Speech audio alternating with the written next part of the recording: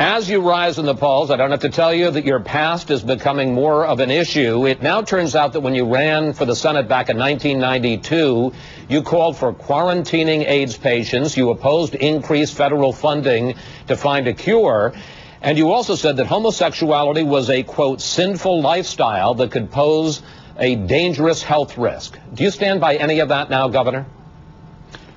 Chris, I didn't say that we should quarantine. I said it was the first time in public health protocols that when we had an infectious disease and we didn't really know just how extensive and how dramatic it could be and the impact of it, that we didn't isolate the carrier. Now, the headlines yesterday started saying that I called for quarantines, which if you'll go back and read my comments, I did not.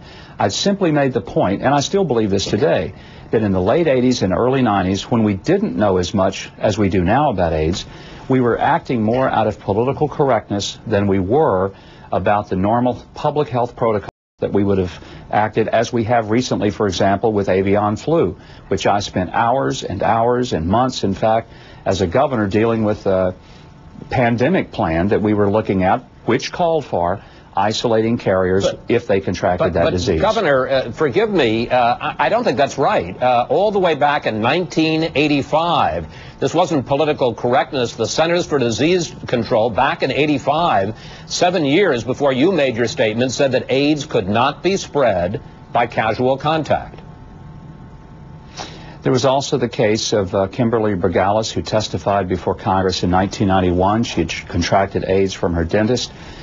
We didn't think that there was a casual transmission. There were studies that showed that, but there were other concerns being voiced by public health officials. Now, would I say things a little differently in 2007? Probably so, but I'm not going to recant or retract from the statement that I did make, because, again, the point was not saying we ought to lock people up who have HIV/AIDS.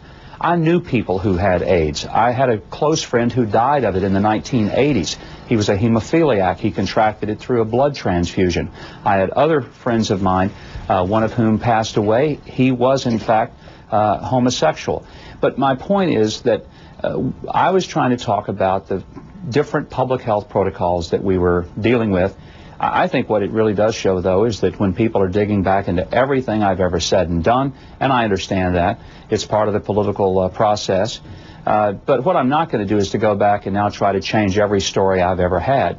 I'm going to simply say that that was exactly what I said. I don't run from it, don't recant from it.